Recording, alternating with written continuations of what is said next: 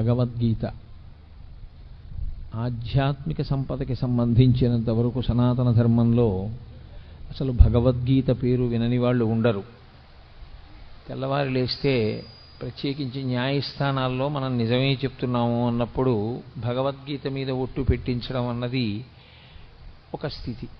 అంటే దాని యొక్క వైభవానికి, దాని మీద సనాతన ధర్మంలో ఉండేటటువంటి వ్యక్తులకు ఉన్న విశ్వాసానికి, నమ్మకానికి అది ప్రతీకగా నిలబడుతుంది. ప్రస్థానత్రయంలో ఒకటి భగవద్గీత. సాక్షాత్తు కృష్ణ భగవానుడే కురుక్షేత్ర యుద్ధ భూమి యందు అర్జునునకు బోధించినటువంటి సమస్త ఉపనిషత్ సారాంశము. అన్ని ఉపనిషత్తుల యొక్క సారము భగవద్గీత యందే ఉన్నది. సాక్షాత్తు ఈశ్వరుడైనటువంటి కృష్ణుడే జగద్గురువుగా నిలబడి వసుదేవసుతం దేవం కంసచాణూరమర్దనం దేవకీ పరమానందం కృష్ణం వందే జగద్గురుం. జగద్గురువైనటువంటి కృష్ణుడు, జగద్గురువైనటువంటి కృష్ణుడు అంటే ఆయన జగత్తును ఉద్దేశించి చెప్పలేదుగా భగవద్గీత.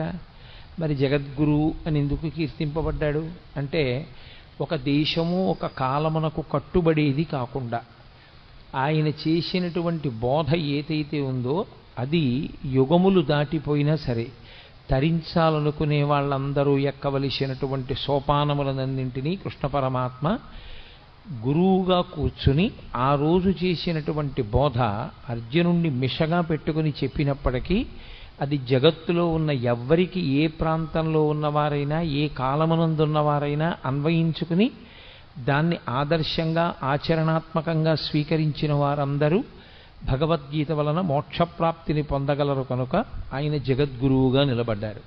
తరువాతి కాలంలో వచ్చిన జగద్గురు శబ్దానికి అర్థం కూడా అదే. అందుకని కృష్ణం వందే జగద్గురుం అటువంటి మహానుభావుడు ఆ భగవద్గీతని బోధ చేసి ఉన్నారు. అయితే చిత్రమైనటువంటి విషయం, అర్జునుడితో కృష్ణ భగవానుడికి చాలా కాలం నుంచి సాన్నిహిత్యం ఉంది, కానీ ఆయన భగవద్గీత బోధ చెయ్యలేదు. కురుక్షేత్ర యుద్ధభూమి యందు మాత్రమే బోధ చేశారు. అసలు విచిత్రం ఏమిటంటే సనాతన ధర్మంలో అత్యంత ప్రముఖమైనటువంటివి ఏ ఉన్నాయో అవన్నీ కూడా కేవలం ఒక్క వ్యక్తికి మాత్రమే చెప్పబడ్డాయి. అనేక మందిని కూర్చోబెట్టి చెప్పినవి కావు. ఏవేవి చాలా గొప్పవని మనం అనుకుంటామో అవన్నీ ఒక్కరికే చెప్పారు. శ్రీరామాయణంలో సంక్షేప రామాయణాన్ని నారద మహర్షి వాల్మీకి ఒక్కరికే చెప్పారు. అలాగే ఆదిత్య హృదయాన్ని అగస్త్య మహర్షి రామచంద్రమూర్తికి ఒక్కరికే యుద్ధభూమిలో చెప్పారు. భాగవతాన్ని పరీక్షిత్తుకి ఒక్కడికే శుకబ్రహ్మ చెప్పారు. భగవద్గీతని కురుక్షేత్ర సంగ్రామ భూమి యందు అర్జునుడికి ఒక్కడికే కృష్ణ పరమాత్మ బోధ చేశారు. అది సరి అయినటువంటి సమయం ఆసన్నమైంది అనుకునేంత వరకు ఆయన బోధ చేయలేదు.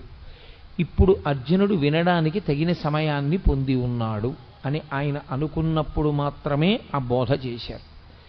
ఆ చేయబడినటువంటి బోధ ఏదో కాకతాళీయంగా 4 మాటలు చెప్పినట్లుగా ఉండదు. అసలు భగవద్గీత యొక్క ఆవిర్భావమే అంత గంభీరంగా ఉంటుంది. అసలు దాని ప్రారంభమే ఒక యోగంతో, అర్జున విషాద యోగంతో ప్రారంభమైంది. అటువంటి భగవద్గీతని గురించి పెద్దలు ఒక్క శ్లోకంలో దాని యొక్క గొప్పతనాన్నంతటినీ చెప్తారు.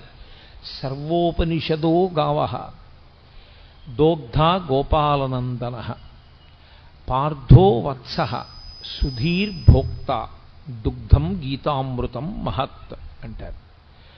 అది సర్వోపనిషదో గావు. ఆవులు ఉపనిషత్తులు. ఉపనిషత్తులు ఆవులైతే ఉపనిషత్తులు ఉండేది వేదముల యొక్క చివర ఉంటాయి. వాటికి ఆ పేరు రావడం వెనకాతలే ఒక రహస్యం ఉంది. అసలు దాని పేరే ఉపనిషత్. ఉపనిషద్ అన్న మాటకి 2 అర్థాలు. ఒకటి, ఉపనయనం అయిన తర్వాత గాయత్రీ మంత్రం చెయ్యడానికి కావలసిన అధికారము సిద్ధించిన తరువాత గురువుగారికి దగ్గరగా కూర్చుని బ్రహ్మజ్ఞానమును పొందేటటువంటి అవకాశాన్ని బ్రహ్మచారి పొందితే ఉపనిషద్. పక్కన కూర్చున్నాడు, పక్కన కూర్చుని ఉప శబ్దము చేత దగ్గరగా కూర్చుని గురువుగారి దగ్గర వినడానికి కావలసిన యోగ్యతని పొందడం ఉపనిషదే. షద్ జీర్ణమవడం, నా కానిది జీర్ణము కానిది లోకంలో బ్రహ్మం ఒక్కటే. జీర్ణము కానటువంటి బ్రహ్మమునకు దగ్గరగా గురువుగారు తన యొక్క బోధ చేత తీసుకుని వెళ్ళడం కూడా ఉపనిషత్.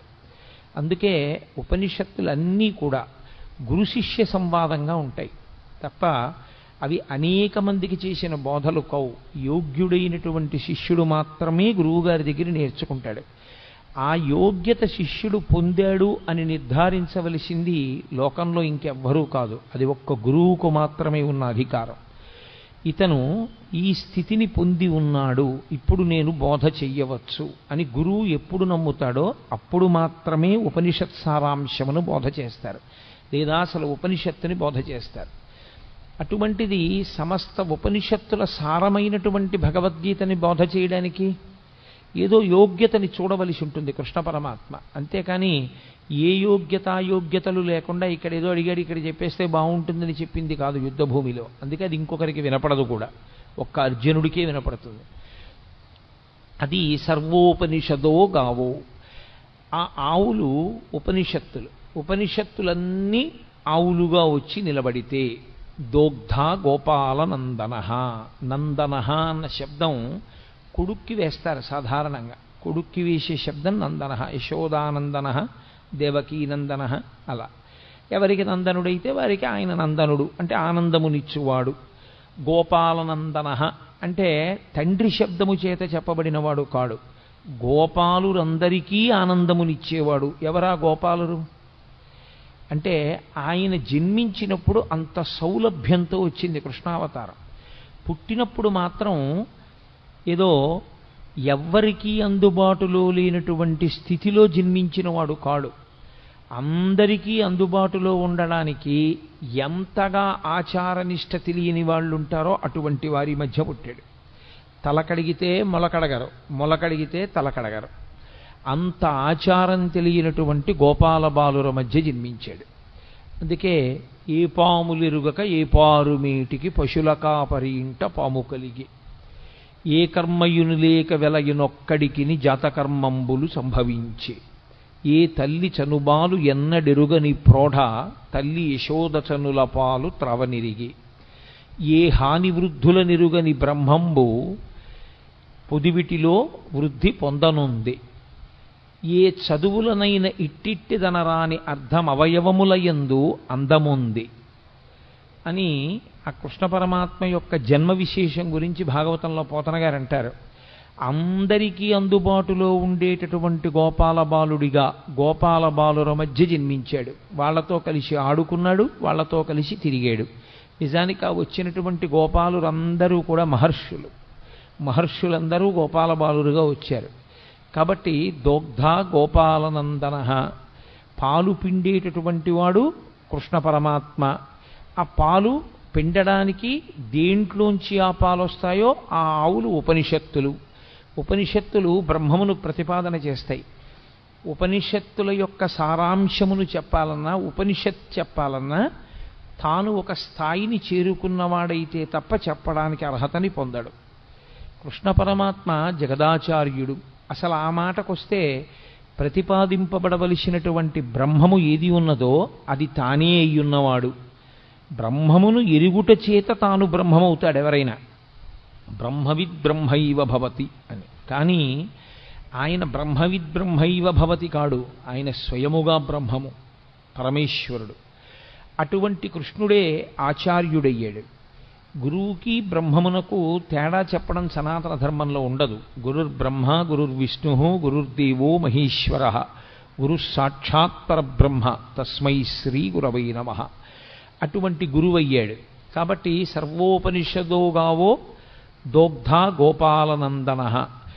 ఏ శిష్యుడి యొక్క స్థాయిని బట్టి ఎలా మాట్లాడాలో ఎలా చెప్పాలో బాగా తెలుసున్నటువంటి కృష్ణ పరమాత్మ గురువుగా, ఆ పాలు ఉపనిషత్తుల యొక్క పాలు పిండేవాడిగా, అంటే సమస్త ఉపనిషత్తుల యొక్క సారమైన భగవద్గీతని బోధ చేసేటటువంటి వాడిగా ఆయన నిలబడ్డాడు.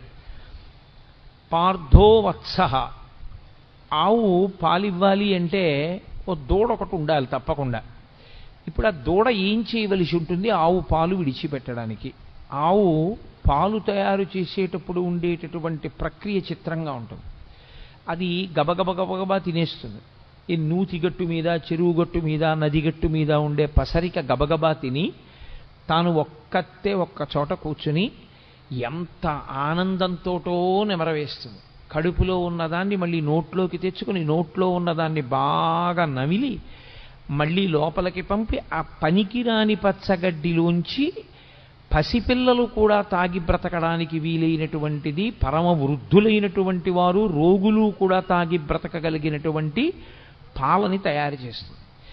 ఇంత గొప్ప పాలు కదా, పంచామృతములలో మొదటిది కదా, ఈ పాలతో శివలింగానికి అభిషేకం చేస్తే అంత మహాత్యం ఉంది కదా, ఈ పాలనివ్వడానికి కారణం, ఏ కారణానికి పాలిస్తుంది?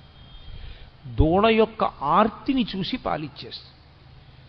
ఆర్తితో ఉన్న దూడ, అమ్మా నీ వలన తప్ప నా జీవితం ఎలా ఉంది అని ఆర్తి పొందినటువంటి దూడ పరిగెత్తుకుంటూ వచ్చి దాని శిరములు నోట్లో పెట్టుకు చప్పరించి 2 గుద్దులు గుద్దగానే విడిచిపెట్టేస్తుంది పాలు. గురువుగారికి ఉండేటటువంటి లక్షణం ఏమిటంటే, శిష్యులు ఆర్తితో వచ్చి గురువుగారి 2 పాదములు పట్టుకుని, గురువుగారు మీరు తప్ప నాకెవరు దిక్కు అని అడగగానే చెప్పకుండా ఉండలేక లోపల దాచుకోకుండా చెప్పేస్తాడు గురువుగారు. కాబట్టి ఆవు పాలని విడిచిపెట్టడానికి దూడ ఎలా హేతు అవుతుందో, గురువు జ్ఞానబోధ చెయ్యడానికి ఆర్తి కలిగినటువంటి శిష్యుడు అలా కారణమవుతాడు. కాబట్టి పార్థో వత్సః. ఇప్పుడు పార్థుడు వత్సయ్యి ఆ పాలు రావడానికి కారణమయ్యాడు. ఆవు దూడ అన్ని పాలు తాగదు, అలా త్రాగడానికి అనుమతించరు కూడా. అది పాలు మిగులుస్తుంది. అలా మిగల్చబడినటువంటి పాలు లోకంలో ఎవరెవరు ఆ పాలు కావలసి ఉంటాయో ఆ పాలని ఆ రీతిలో వాడుకుంటారు. ఒకడు త్రాగి బతుకుతాడు, ఒకడు అభిషేకం చేసుకుని తరిస్తాడు, రకరకాలుగా వాడుకుంటారు. అలా సుధీర్భోక్త, ఎవరు ఈ పాలు త్రాగడానికి అర్హులు? సుధీహి అంటే మంచి బుద్ధి కలిగినటువంటి వాడెవరో, వితండవాదన చెయ్యని వాడెవరో, బ్రహ్మమునందు నిశ్చయాత్మకమైన బుద్ధి కలిగిన వాడెవరో, గురువు యందు గౌరవము కలిగిన వాడెవరో, ఎవరు సనాతన ధర్మమునందు విశ్వాసమున్నవాడో, ఎవడు పెడబుద్ధితో వినే లక్షణం లేనివాడో అటువంటి వాడు ఈ పాలు త్రాగటానికి యోగ్యుడు. కాబట్టి సుధీహి భోక్త. అటువంటి పాలని దుగ్ధం గీతామృతం మహత్, ఈ గీత అనబడేటటువంటి అమృతాన్ని త్రాగవచ్చు. పాల సముద్రాన్ని చిలికితే ఒక అమృతం వచ్చింది, పరమేశ్వరుడి నోటిలోంచి ఒక అమృతం వచ్చింది. వాగ్రూపమైనటువంటి అమృతమే గీత. అందుకే ఆ అమృతం తాగడానికి చాలా కష్టం. గరుత్మంతుడే తీసుకొచ్చి దర్భల మీద పెట్టినా నాగులు తాగలేకపోయాయి. కానీ గీతామృతం తాగడానికి సాధారణంగా అందరూ ఏ అవయవంతో తాగుతారో ఆ అవయవంతో తాగక్కర్లేదు, చెవులు దొప్పలు చేసుకుని వినగలిగితే చాలు. ఆ విశ్వాసంతో, ఆ భక్తితో ఎవరు కూర్చుని వింటారో అటువంటి వారందరూ ఈ అమృతాన్ని తాగడానికి అర్హులే. ఈ అమృతాన్ని ఎవరు సేవిస్తారో వాళ్ళకు ఒక లక్షణం ఉంటుంది. అమృతం తాగినవాడు ఇక మళ్ళీ పుట్టవలసిన అవసరం ఉండదు. కాబట్టి ఇదే చిట్టచివరిసారి శరీరాన్ని విడిచిపెట్టడం. కానీ త్రాగడం అంటూ జరిగినప్పుడు శరీరం ఉంటే కదా తాగాడు, శరీరం లేకుండా త్రాగడం అన్న మాట రాదు. కాబట్టి శరీరంతో ఉన్నాడు కాబట్టి తాగాడు, శరీరంతో ఉన్నాడు కాబట్టి అమృతం తాగాడు, శరీరంతో ఉండి తాగాడు కాబట్టి ఈసారి శరీరం పడవలసిందే. అది ప్రకృతికి సంబంధించిన నియమం. ఈసారి పడడం ఏదుందో అదే చిట్టచివరిసారి పడ్డాం. ఇంకొకసారి పడవలసిన అవసరం ఎందుకుండదంటే ఇంకొకసారి పుట్టవలసిన అవసరం లేదు కనుక. అంటే జనన మరణ చక్రము నుండి తప్పుకోవడమే అమృతము. ఆ అమృతము నోటితో తాగుతారు దానికి అధికారము సిద్ధిస్తే, కానీ అలా అధికారం సిద్ధించి త్రాగారు అన్నవాళ్ళు మనకి కనపడరు. కానీ గీతామృతం తాగడానికి మాత్రం ఎల్లరూ యోగ్యులే. దేని చేత యోగ్యత? సుధీహి భోక్త, మంచి బుద్ధి కలిగిన వాడైతే, అటువంటి మంచి నిర్ణయం చేసుకున్నవాడైతే, మనస్సు మంచిదయ్యుంటే, భగవంతుడి గురించి మనం తెలుసుకోవాలనేటటువంటి చిత్తమాలిన్యము లేకుండా కూర్చోగలిగిన వాడైతే అటువంటి వాడు ఈ అమృతమును త్రాగటానికి అర్హుడు. కాబట్టి భగవద్గీత వింటే ఏమొస్తుంది? భగవద్గీత వింటే కొడుకు ఉద్యోగం వస్తుంది, భగవద్గీత వింటే కూతురికి పెళ్ళవుతుంది అని ఫలశ్రుతులు చెప్పకూడదు. భగవద్గీత వింటే ఏమవుతుంది అంటే అది బ్రహ్మ విద్య కనుక మళ్ళీ పుట్టవలసినటువంటి అవసరాన్ని తీసేస్తుంది. ఇంకా ఇంతకన్నా గొప్పది మనుష్యుడు కోరవలసినది వేరొకటి ఉండదు. కాబట్టి అంత గొప్ప శక్తిని ఈ గీతామృతము ఇవ్వగలదు. అందుకే పెద్దలు గీత గురించి చెప్తూ ఒక మాట చెప్తారు. గీతతో సమానమైనవి అంటూ ఉంటే లోకంలో ఇంకొక 3 మాత్రమే ఉన్నాయి. అందుకే గంగా, గీత, గాయత్రి, గోవింద ఈ 4 చతుర్గకార సంయుక్తే పునర్జన్మ న విద్యతే.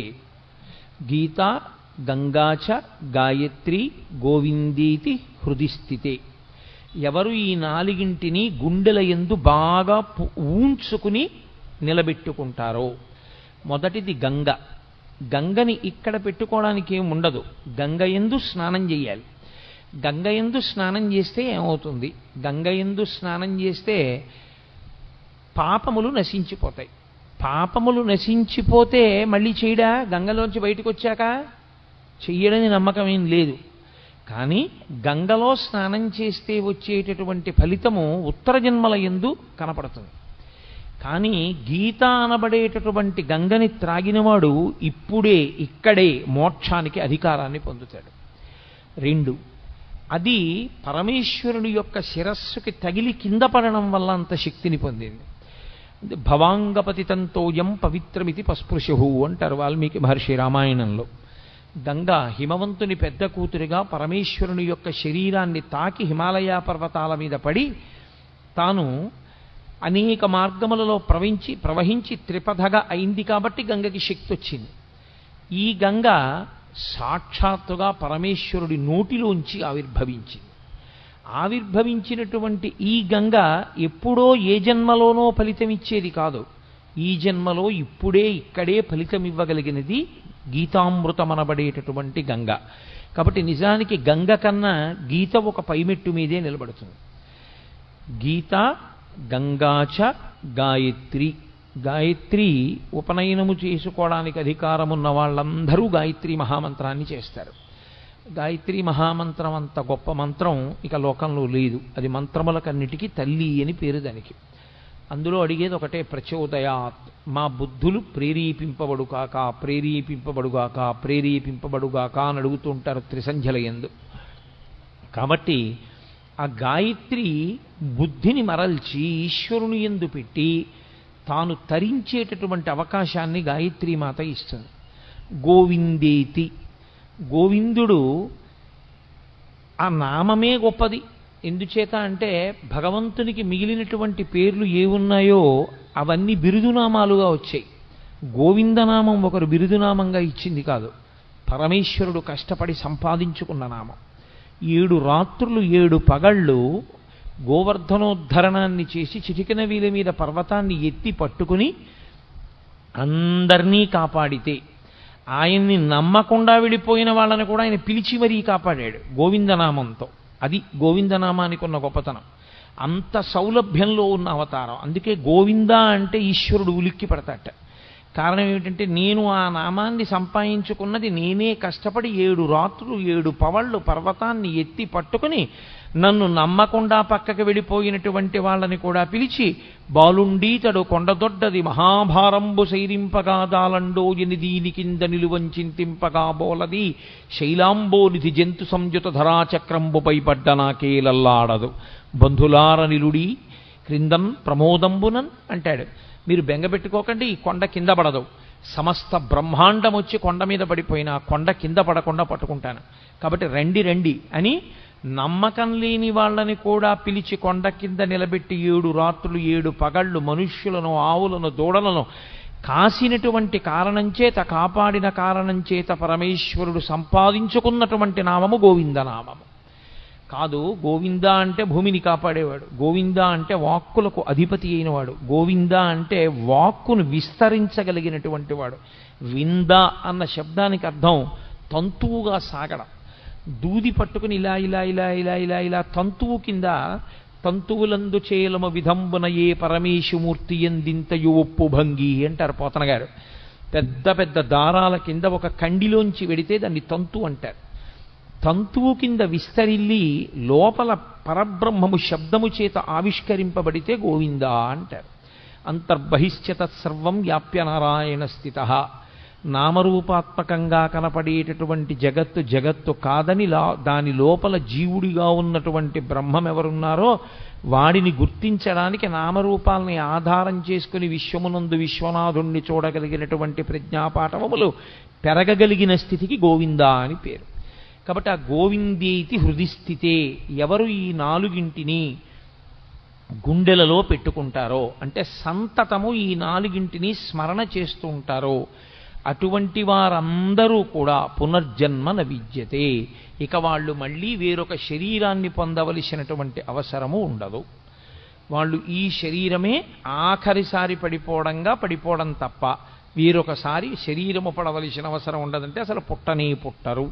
అంత గొప్పవి ఈ నాలుగు. అంత గొప్పవైనటువంటి నాలుగులో ఒకటి గీత. ఈ గీత ఆవిర్భవించినటువంటి విధానం చాలా ఆశ్చర్యకరమైనటువంటి స్థితిలో ఆవిర్భవించింది. మీకు తెలుసు, మహాభారతంలో ఎంత కాదు అని పక్కకి తీసుకెళ్లడానికి ప్రయత్నం చేసిన ఈశ్వరుని యొక్క అవతార ప్రయోజనమే రాక్షస సంహారము కనుక, ధర్మమును నిలబెట్టడం కనుక కురుక్షేత్రంలో కురుపాండవులు కలుసుకోవడం యుద్ధం కోసం అనివార్యమైంది. తీరా ఇద్దరూ వచ్చి కలుసుకున్నారు. ఇక యుద్ధం ప్రారంభం అవ్వాలి. ధర్మరాజు గారు పెద్దలకి నమస్కారం చేయడానికి వెళ్ళాడు. అంతవరకు అందులో ధర్మదోషమేం లేదు.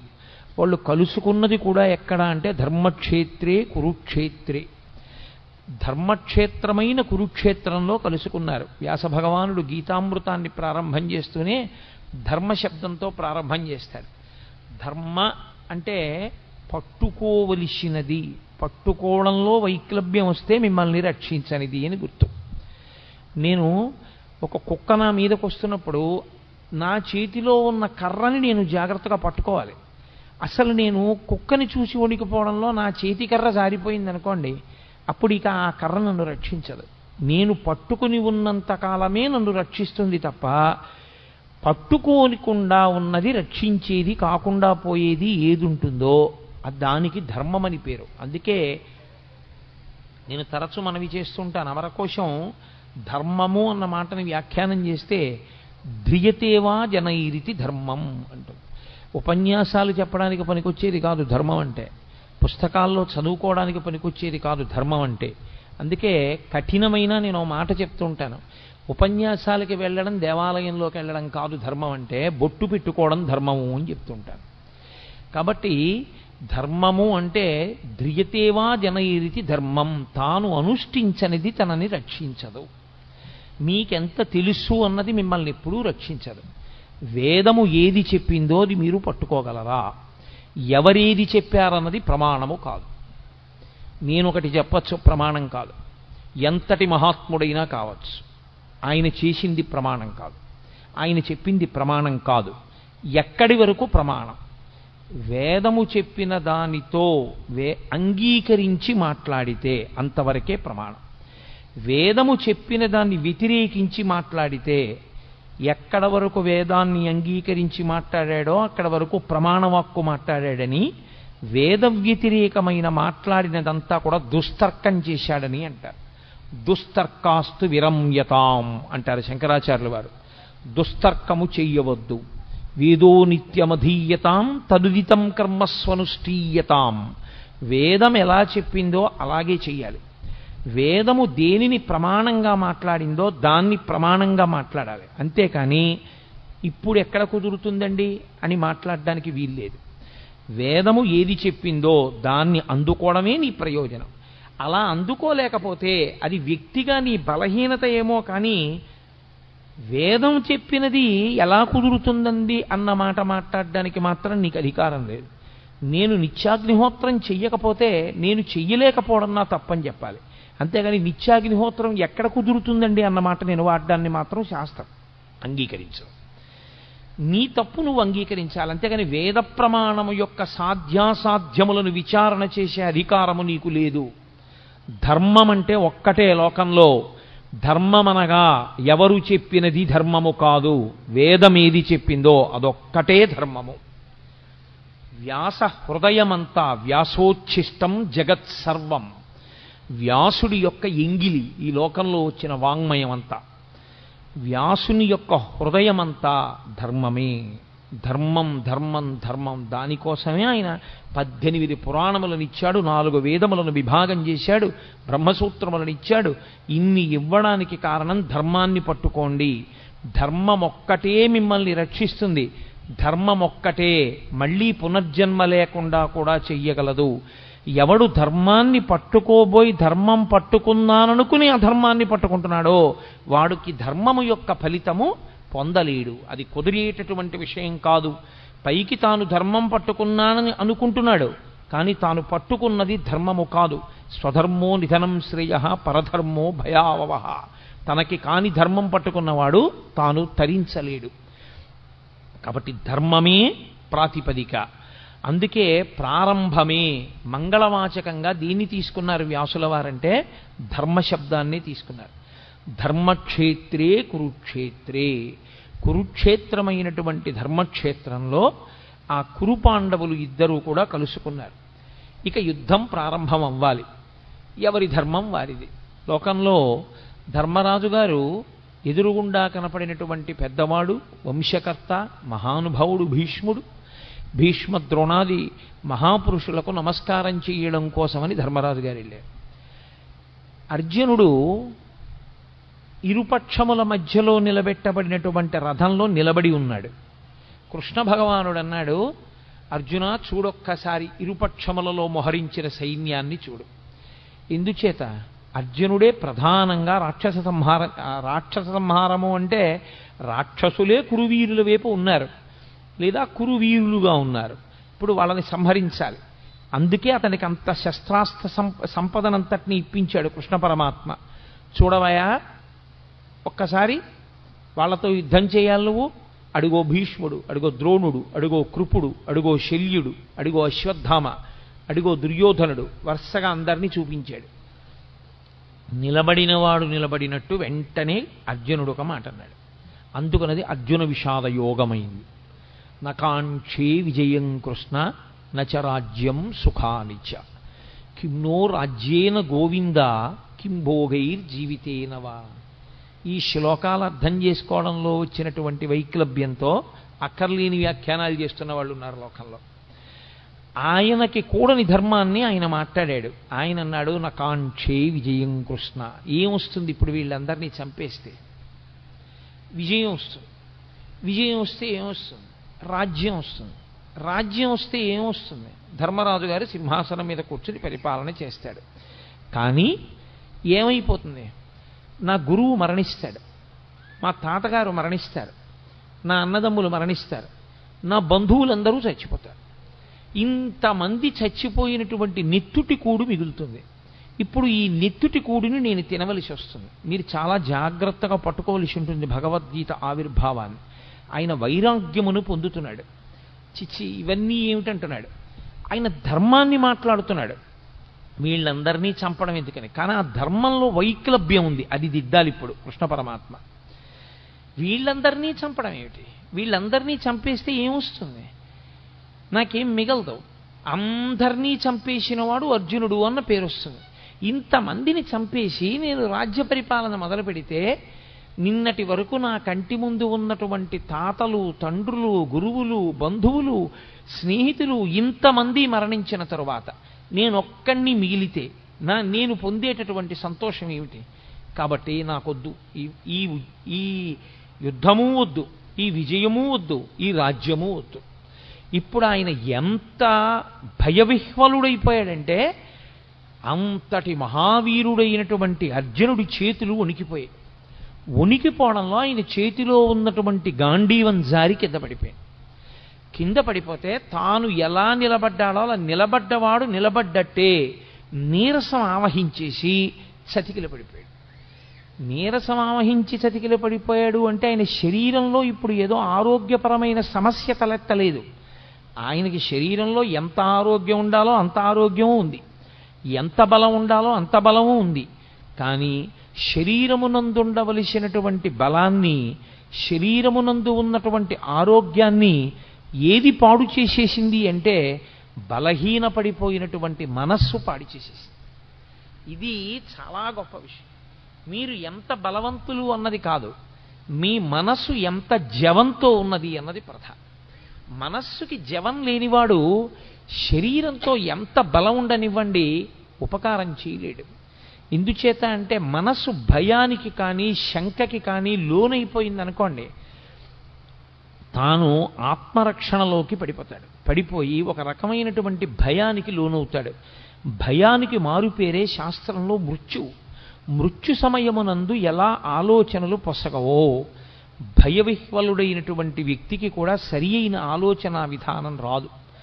కాబట్టి ఇప్పుడు అంత భయపడిపోయినటువంటి అర్జునుడు అన్నాడు, ఇప్పుడు దుర్యోధనుడు ఒక బాణం వేసో ఓ కత్తి పెట్టో నన్ను చంపేస్తే చచ్చిపోతాను. చచ్చిపోతే ఏమవుతుంది? నేను చనిపోతే చనిపోయాను, కానీ నా వారందరూ బ్రతుకుతారు. ఇది పైకి చూడ్డానికి చాలా ధర్మంలా కనపడుతుంది చూసుకోండి. నిజంగా పాపం అర్జునుడు ఎంత మంచివాడండి, ఎంత అహింస మాట్లాడాడు. యుద్ధం జరగకుండా ఎందుకు ఇవన్నీ హాయిగా నాకు ఏ రాజ్యం వద్దు ఏ విజయం వద్దు అన్నాడు. ఎంత మంచి మాట మాట్లాడాడండి అర్జునుడు, ఎంత చక్కటి వాడండి అని మనకు అనిపిస్తుంది. కానీ ఈ మాటలు చెప్పి ఇంకొంచెం ముందుకు వెళ్ళిపోయాడు. ఇంకొక ఆశ్చర్యకరమైన మాట అన్నాడు, నేను వీళ్ళందరినీ చంపేస్తే ఇక లోకంలో నా బంధువులన్న వాళ్ళు మగవాళ్ళు ఎవరు మిగలరు, అప్పుడు ఆడవాళ్ళు ఒక్కళ్ళే మిగులుతారు. అప్పుడు వీళ్ళందరూ నరకంలోనో స్వర్గంలోనో ఉన్నారనుకోండి, ఏడాదికోసారి తద్దినం పెట్టాలి కదా, తద్దినం పెట్టినప్పుడు నీళ్లు విడిచిపెట్టాలి. అప్పుడు వీళ్ళకి నీళ్లు విడిచిపెట్టడానికి ఉత్తరాధికారులు లేరి, నేను చంపేస్తున్నాను కదా, కొడుకులతో సహా చంపేస్తున్నాను. చంపేస్తే ఇంకా తద్దినం పెట్టడానికి మనుషులు లేరు. లేకపోతే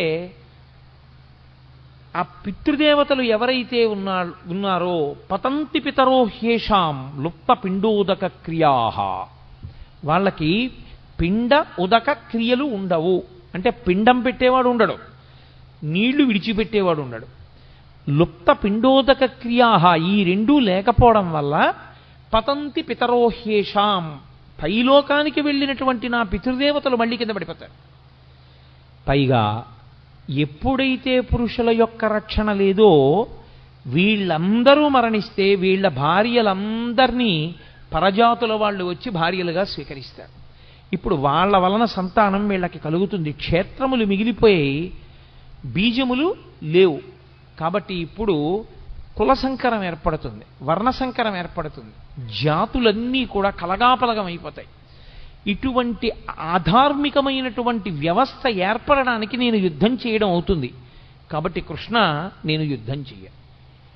మీకు ఇది పైకి చూడ్డానికి ఎలా ఉంటుందంటే, అయ్య బాబోయ్ అర్జునుడు ఎంత శక్తివంతంగా మాట్లాడాడు, ఎంత గొప్పగా మాట్లాడాడు మహానుభావుడు, ఎంత చక్కటి మాటలు మాట్లాడాడు. నిజంగా అర్జునుడు చెప్పిన మాట కృష్ణుడు విని అర్జునుడిని వెంటనే రథం ఇచ్చి వెనక్కి పంపించేసి ఉంటే కురుక్షేత్ర సంగ్రామం జరగకపోతే అంత నెత్తురు వరదలై పారదుగా, అంతమంది చచ్చిపోరుగా, ప్రశాంతంగా ఉంటుందిగా. మరి ఎందుకు కృష్ణ పరమాత్మ అంతగా పట్టుపట్టి మరీ కురుక్షేత్ర యుద్ధం చేయించినట్టు, ఎందుకంత బోధ చేసినట్లు, ఆయన ఎందుకు మాట్లాడినట్లు? అర్జునుడు మాట్లాడిన దాంట్లో వచ్చిన నష్టం ఏమిటి ఆయన మాట్లాడిన తప్పు అని మనకు అనిపిస్తుంది. అర్జునునికి కలిగినటువంటి విషాదము యోగమైంది భగవద్గీతలో. అందుకే అర్జున విషాద యోగము అని పిలిచారు. యోగ అంటే భగవద్గీతలో కృష్ణ భగవానుడే చెప్పాడు, యోగ కర్మసు కౌశలం. కర్మసు కౌశలం అంటే చేయవలసినటువంటి పనిని కౌశలముతో, అంటే శాస్త్రవిహితముగా, ప్రతిఫలాపేక్షారహితముగా, కర్తవ్యతా బుద్ధితో చేసినటువంటి వాడెవడో వాడు కౌశలముతో చేసినవాడు.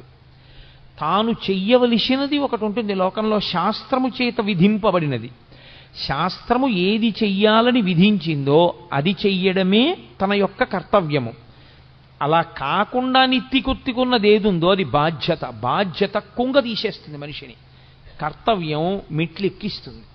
కాబట్టి తాను చెయ్యవలసింది తాను చెయ్యాలి. క్షత్రియుడిని అంతఃపురాలు ఇచ్చారు, రాజభోగాలు ఇచ్చారు, పరిపాలన చెయ్యమని ఇచ్చారు. దేని కొరకు? క్షత్రియుడు మంచం మీద చచ్చిపోవడం అత్యంత హేయమైన విషయంగా చూసింది శాస్త్రం. ఆనాటికి ఉన్నటువంటి వ్యవస్థ అటువంటిది. ఆయన 10 మందిని రక్షించాలి. అందుకే తనకి వైరం ఉందా లేదా అనవసరం. తనకి వైరం ఉన్నా లేకపోయినా తాను మాత్రం అమాయకులను పీడించేటటువంటి వాళ్ళని నిగ్రహించడం కోసం యుద్ధభూమికి వెళ్ళి అలా అమాయకుల్ని పాడు చేసేటటువంటి వాళ్లతో చేసేటటువంటి యుద్ధంలో తాను శరీరం విడిచిపెట్టినా తాను స్వర్గానికి వెడతాడు తప్ప తనకి అక్కర్లేని ధర్మం నెత్తి మీద వేసుకుని తన కర్తవ్యాన్ని తాను విస్మరిస్తే, తాను ప్రశాంతంగా శాంతి బోధ చేస్తూ తాను మరణిస్తే, లోకంలో ఉన్న వాళ్ళందరినీ బాధ పెడుతున్నటువంటి రాక్షస శక్తుల్ని దునుమాడవలసినటువంటి వాడు తన కర్తవ్యాన్ని తాను నిర్వర్తించకుండా అక్కరలేని కర్తవ్యాన్ని తెచ్చి తన నెత్తి మీద పెట్టుకుని ఆ కర్తవ్య నిర్వహణ చేత తాను శరీరం విడిచిపెడితే అటువంటి వాడు అధమలోకాలకు వెళ్ళిపోతాడు, అధమ ఉపాధుల్లోకి వెళ్ళిపోతాడు. కాబట్టి ఎవరు చెయ్యవలసినటువంటి కర్తవ్యాన్ని వాళ్ళు చెయ్యవలసి ఉంటుంది. ఇప్పుడు అర్జునుడికి వచ్చినటువంటి పెద్ద వైక్లభ్యం ఎక్కడొచ్చిందంటే, ధర్మము అన్నదాన్ని ఒకదాన్ని పట్టుకున్నాడు. చంపడం తప్పు, అందులో సందేహం లేదు. భూతదయ అన్ని ధర్మములలోకి గొప్ప ధర్మం. నిష్కారణంగా చంపకూడదు. కానీ ధర్మమును నిలబెట్టడం కోసం ధర్మాన్నే పాడు చేస్తున్న వాళ్ళు ఎవరున్నారో అటువంటి వాళ్ళని సంహరించి ధర్మాన్ని నిలబెట్టవలసినటువంటి కర్తవ్యం క్షత్రియుడిది. అసలు తాను చెయ్యవలసిన ధర్మాన్ని, తన కర్తవ్యాన్ని తాను విస్మరించి తాను అక్కర్లేని ధర్మాన్ని ఒకటి నెత్తి మీద పెట్టుకున్నాడు. ఇక్కడ వచ్చింది సమస్య అంతా. అక్కరలేని వైరాగ్యాన్ని నెత్తి మీద పెట్టుకుని అక్కరలేని విషయాన్ని తాను అన్వయం చేసుకుని తాను చెయ్యవలసిన అవసరం లేని పని తాను చేస్తానని, తాను చెయ్యవలసిన పనిని తాను చెయ్యనని భీష్మించుకోవడం చేత తాను పాడవడమే కాకుండా ఇప్పుడు లోకంలో అధర్మం నిలబడకుండా చెయ్యవలసిన వాడు అలా చెయ్యకపోతే అధర్మము విచ్చలవిడిగా పెరిగిపోతుంది. కనుక తద్దోషము అర్జునుడికి రాకుండా మళ్లీ ధర్మాన్ని నిలబెట్టడానికి ధర్మం విషయంలో అతను ఎక్కడ పొరపాటు పడుతున్నాడో ఆ పొరపాటుని దిద్దవలసి ఉంటుంది. అది అడ్డుపెట్టి మాట్లాడుతున్నది అర్జునుణ్ణి. కానీ అసలు మన ధర్మం ఏమిటి, మనం ఏం చెయ్యాలి, మనం ఎందుకు పాడవుతుంటాం, మనకి మళ్ళీ మళ్ళీ ఎందుకు పునర్జన్మ కలుగుతూ ఉంటుంది, ఈ రహస్యాలన్నీ తెలుసుకోవాలనుకుంటున్నటువంటి వాడికి కృష్ణుడు చేసినటువంటి భగవద్గీత బోధని వినడం తప్ప, దాన్ని ఆచరణలోకి తెచ్చుకోవడం తప్ప తప్పించుకోవడానికి పునర్జన్మని వేరొక మార్గం మాత్రం ఉండదు. అందుకే ఆనాడు అర్జునుడికి చెప్పడం అన్నది మిష. కానీ మనం కూడా అందరము అటువంటి కురుక్షేత్రంలోనే నిలబడతాం. మనందరికీ కూడా ధర్మం విషయంలో మీమాంస, ధర్మం విషయంలో అనుమానం. ఏం చెయ్యాలో తెలియదు, ఏం చెయ్యకూడదో తెలియదు. చెయ్యకూడనివన్నీ తాను ఎత్తుకుంటాడు. అసలు తాను చెయ్యవలసింది తాను చెయ్యడు. ఎలా తరిస్తాడు? తాను తరించలేడు దానివల్ల. అందుకని నీవేది చెయ్యాలో తెలుసుకుని నువ్వు అది చెయ్యడంలో నువ్వు నైపుణ్యాన్ని సాధించాలంటే, అటువంటి కౌశలమును నువ్వు పొందాలంటే, ఆ కౌశలము చేత నువ్వు యోగమును పొందాలంటే అనేన యుజ్యతే ఇది యోగః అంటాడు పతంజలి. అనేకముగా ఉన్నవి ఒక్కటిగా మారి ఆ ఒక్కటిగా నువ్వు నిలబడి ఒకటి యందు ప్రవేశించి ఒకటిగా అనుభవాన్ని పొంది రెండవది లేదు కనుక భయాన్ని పొందకుండా శరీరాన్ని విడిచిపెట్టగలిగినటువంటి సాక్షిమాత్రపు శక్తిని నువ్వు పెంపొందించుకొనగలిగితే దానికి యోగమని పేరు. ఇప్పుడు అర్జునుడు పొందినటువంటి కష్టం ఏదుందో దానికి జవాబు చెప్పాలి. చిత్రం ఏమిటంటే 1వ అధ్యాయం మొత్తం మీద అర్జున విషాద యోగంలో కృష్ణ భగవానుడు ఎక్కడా మాట్లాడలేదు. ఎందుచేత అంటే ఎవడికి ధర్మం విషయంలో అనుమానం ఉందో, ఎవడు పొరపాటు జీవితం గడుపుతున్నాడో, ఎవడు ఈ అయోమయంలో ఉన్నాడో వాణ్ణి ముందు తనకున్న అయోమయం అంతా మాట్లాడనివ్వాలి. అందుకని ముందే నోరు నొక్కేశారనుకోండి, అసలు నన్ను చెప్పనిస్తే కదండి అంటాడు. అందుకని ముందు మాట్లాడనివ్వాలి. ఎంత మాట్లాడతాడో అంతా మాట్లాడనిచ్చి అప్పుడు తాను మాట్లాడాలి ఆచార్యుడు. అందుకే 2వ అధ్యాయం వచ్చేంత వరకు అసలు కృష్ణ భగవానుడు నోరు విప్పలేదు. మనం డాక్టర్ గారి దగ్గరికి వెడతాం. డాక్టర్ గారి దగ్గరికి వెడితే డాక్టర్ గారు మనకున్నటువంటి అనారోగ్యాన్ని అడుగుతాడు. మనకేం తెలుసు అంటే దేని మూలంగా రోగం వచ్చిందో మనకి తెలియదు. వచ్చిన రోగం వల్ల మనం పడుతున్న బాధ ఒకటే మనకి తెలుసు. మనమేం చెప్పగలం? మన బాధ ఒకటే చెప్పగలం డాక్టర్ గారికి. ఏమిటో డాక్టర్ గారు సాయంకాలం అయ్యేటప్పటికి జ్వరం వచ్చేస్తుందండి, పొద్దున్న తిన్నది జీర్ణం అవుతుంది, రాత్రి 7 గంటలు 6 దాటిందంటే ఇంకా ఒళ్ళు వేడెక్కుతుంది, ఏది తిన్నా జీర్ణం అవ్వదు సరికదా, వాంతి అయిపోతుందండి, రాత్రిపూటే ఉంటుంది. వీడు బాధ ఒకటే చెప్తూ ఉంటాడు. వింటూ డాక్టర్ గారు ఏం ఆలోచిస్తాడంటే వీడికి సాయంకాలం 6 అయ్యేటప్పటికి జ్వరాన్ని కల్పించగలిగినటువంటి సూక్ష్మాంగ జీవి ఏది ప్రవేశించి ఉంటుంది, దాని వలన వీడిలో ఏ రకమైనటువంటి జ్వరం ప్రకోపించి వీడికి జీర్ణం కాకుండా ఆహారం బయటికి వెళ్ళిపోతుంది.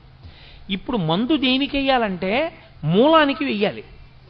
ఏ సూక్ష్మక్రిమి శరీరంలో ప్రవేశించడం చేత అతనికి సాయంకాలం జ్వరం వచ్చి తిన్న పదార్థం జీర్ణం కాకుండా వాంతవుతోందో ఆ సూక్ష్మక్రిమి మీద అతను ఔషధాన్ని ఇవ్వాలి. అంతేకాని వాంతి అయిపోకుండా ఏం చేయాలో లవంగమొక్క నవలాలో ఏలక్కాయ నవలాలో చెప్పడానికి అతని భార్యే చాలు, పక్కింట్లో ఉన్నవాళ్లే చాలు, డాక్టర్ గారు అక్కర్లేదు దానికి. డాక్టర్ గారు చెప్పవలసింది మూలాన్ని ఛేదించాలి. అర్జునుడు మాట్లాడితే అర్జునుడు మాట్లాడిన మాటల వెనక ఛేదింపబడవలసినటువంటి మూలాల్ని కృష్ణ పరమాత్మ పట్టుకున్నాడు. ఇది అందుకే భవద్భీషిణి అయింది. గీతకి భవద్భీషిణి అని పేరు ఉండడానికి కారణం అదే. సంసారము అంటేనే అయోమయం, సంసారం అంటేనే రాగద్వేషములు. మీరు కొంచెం జాగ్రత్తగా పట్టుకోగలిగితే సంసారమునకు మారు పేరే రాగద్వేషములు. రాగము ద్వేషము ఈ రెండు ఎప్పుడుంటాయి? ఇంకొకడు ఉంటే కదండి. ఇప్పుడు నాకన్నా ఇంకొకడు ఉన్నాడు అనుకోండి, అప్పుడు నేను వాడిని ప్రేమిస్తే రాగం, నాకు వాడి మీద సంతోషంగా ఉండి వాడిని నేను అభిమానిస్తే నాకు వాడి మీద రాగం ఉన్నది. నేను వాడి మీద కోపం పెట్టుకుంటే నాకు ద్వేషం ఉన్నది. అసలు రెండవది లేదు ప్రపంచంలో, ఒక్కటే ఉన్నది. రాగమునకు కానీ ద్వేషమునకు కానీ ఏమైనా కారణం ఉందా? ఇంకో వస్తువు లేదు, ఉన్నదొక్కటే, పరబ్రహ్మం ఒక్కటే ఉంది.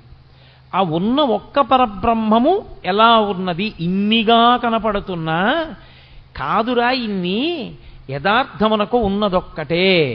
అన్ని నగలుగా కనపడుతున్నా ఉన్నదొక్క బంగారమైనట్టు, అనేక కుండలుగా కనపడుతున్నా ఉన్నదొక్క మన్నైనట్టు, అనేక కడవలలో పోసిన ఉన్నది ఆ ఆవు పాలైనట్టు, అనేకమైన ఆవులున్నా అన్నిటి యొక్క పాలలో ఉన్న ధర్మము ఒక్కటైనట్టు, మనకి ఉన్నది ఒక్కటే పదార్థము అని తెలిసిందనుకోండి, ఇప్పుడు ప్రేమించడానికి లేదు, ద్వేషించడానికి లేదు. కాబట్టి ఇప్పుడు అర్జునుడికి రాగము పుట్టింది, ద్వేషము పుట్టింది. ద్వేషం ఎవరి మీద పుట్టిందంటే తన మీదే పుట్టింది. అయ్యో నేను వీళ్ళని చంపేస్తాను, వీళ్ళని చంపేస్తే ఇదిగో వీళ్ళందరూ పాడైపోతారు, వీళ్ళందరూ పాడైపోతారు, వాళ్ళ మీద ఒక పిచ్చి రాగం పట్టుకుంది, వాళ్ళ మీద ఒక పిచ్చి ప్రేమ, అర్థం లేని ప్రేమ పట్టుకుంది, కాబట్టి నేను వీళ్ళని చంపను. ఈ రాగద్వేషములనేటటువంటివి ఏర్పడడానికి కారణము రెండవ వస్తువు ఉండడం. ఇప్పుడు ఈ రెండవ వస్తువు ఉన్నది అనేటటువంటిది ఏదో, దానినే మోహము అని పిలుస్తారు శాస్త్రంలో.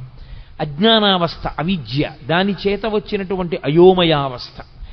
ఈ అయోమయం పోవాలి అంటే గురుబోధ వినా మార్గం ఉండదు. కాబట్టి ఇప్పుడు కృష్ణుడు గురువుగా నిలబడి మాట్లాడాలి.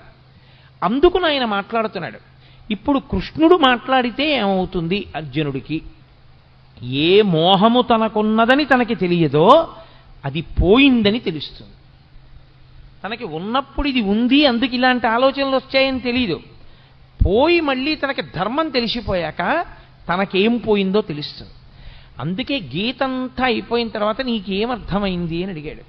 నాకు భగవద్గీత అర్థమైందని చెప్పలేదు. నష్టో మోహ స్మృతిర్లబ్ధ. నేను ఏ మోహము, ఏ అజ్ఞానము, ఏ అవిద్య నన్ను పట్టుకుందో అది పోయింది. నాకు ఏది ఇంత పూర్వం తెలిసి ఉన్నదో అది ఇప్పుడు మళ్ళీ నాకు తెలిసి వచ్చింది. అంటే జ్ఞానము మీద కమ్ముకున్నటువంటి మేఘములు ఎగిరిపోయి ఈ స్థితి మళ్ళీ నువ్వు బోధించడం చేత నాకు కుదిరింది. అందుకని ఇప్పుడు అర్జునుడు అవధి లేనటువంటి అజ్ఞానంతో మాట్లాడేశాడు. మాట్లాడి మాట్లాడి మాట్లాడి మాట్లాడి తనే పెంచేసుకున్నటువంటి బెంగ ఇదంతా. ఇది చాలా చిత్రమైనటువంటి లక్షణం. సాగిపోయినంత కాలం బాగుంటుంది. ఏదైనా ఒక సమస్య వచ్చేదనుకోండి, ఆ సమస్య వచ్చేటప్పటికీ తానుగా నిలబడి కర్మఫలాన్ని అనుభవించేసేయగలిగినటువంటి శక్తి అందరి యందు ఉండడం సాధ్యమయ్యే విషయం కాదు. చాలా చాలా కష్టం. అక్కడికి వచ్చేటప్పటికీ గిజగిజగిజలాడిపోయి ఖచ్చితంగా ద్వైతీభావంలోకి వెళ్ళిపోతాడు. వాడు నేను రెండు భావాలు వస్తాయి. అభిమానము చేత కానీ ద్వేషము చేత కానీ వచ్చేస్తుంది అది. ఈ వచ్చినప్పుడు మాట్లాడడమే చాలా కష్టం. అక్కడ ఆ భావనల నుంచి శిష్యుణ్ణి పైకెత్తి స్వధర్మం దగ్గర నిలబెట్టాలి. మళ్ళీ ఏది ధర్మమో దాని యందు నిలబెట్టాలి. అది నిలబెడుతున్నాడు ఆయన. ఇప్పుడు ఆయన నిలబెట్టడంలో ఒక్క అర్జునుడు కాదు అలా నిలబడేది. గీత చదువుకుంటున్న వాళ్ళందరూ అటువంటి ధర్మక్షేత్రంలో, అటువంటి కురుక్షేత్రంలో నిలబడ్డవాళ్ళే. మనం అందరం కూడా రాగము ద్వేషము ప్రతి క్షణం. చిత్రం ఏమిటంటే రాగము శాశ్వతముగానూ ఉండదు, ద్వేషము శాశ్వతముగానూ ఉండదు. ఒకప్పుడు మీరు అపారమైన రాగముతో ఉన్న వ్యక్తి మీరు అపారముగా ద్వేషించే వ్యక్తి, మీరు అపారముగా ద్వేషించే వ్యక్తి మీరు అపారముగా ప్రేమించే వ్యక్తి మారిపోతుంటుంది. ఇప్పుడు రాగము ద్వేషము మారడానికి వ్యక్తియా కారణము, మనస్సా కారణము? ఏది తనకి అనుకూలమో అది జరగకపోవడం చేత ద్వేషం వచ్చింది, ఏది తనకి అనుకూలము కాదో అది జరగడం వల్ల ద్వేషం వచ్చింది. ఇప్పుడు ఈ రాగద్వేషములు రెండూ పోవడానికి అవిద్య పోవాలి. ఈ అవిద్య పోవాలి అంటే అది గురువుగారు మాట్లాడితే తప్ప శిష్యుడికి పోదు. కాబట్టి ఇప్పుడు ఏం చేస్తాడంటే అవిద్యలో విడుతున్నవాడు విశేషమైన చిత్తభ్రాంతికి, చిత్తమాలిన్యానికి, భయానికి లోనైపోతాడు. ఈ భయానికి అంతుండదు. ఇంకా ఎంత భయంతోటో వెర్రిముర్రి ఆలోచనలన్నీ పెరిగిపోతుంటాయి. ఈ పెరిగిపోతూ వెళ్ళిపోతూ ఉండడం అనేటటువంటిది అర్జునుడి విషయంలో ఎక్కడ వరకు వెళ్ళిపోయిందంటే, అదిగో పైనుంచి పితృదేవతలు పడిపోతారు, వాళ్ళకి పిండాలుండవు, ఉదక క్రియలుండవు. ఆ తరువాతి కాలంలో వాళ్ళ భార్యల యందు జన్మించేటటువంటి సంతానం అంతా కూడా కులసంకరం అయిపోతుంది.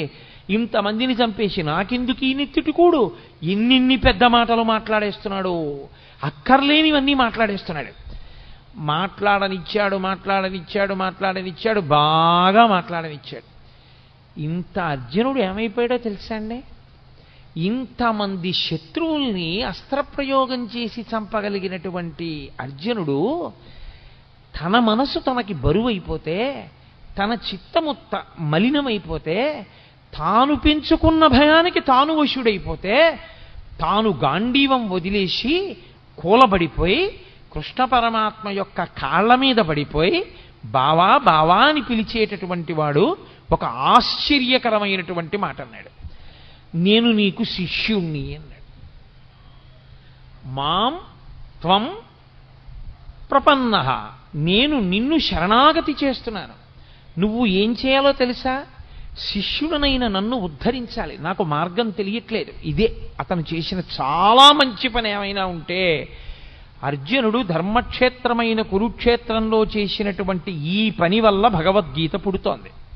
ఈ పని వల్ల గీతామృతం వస్తోంది.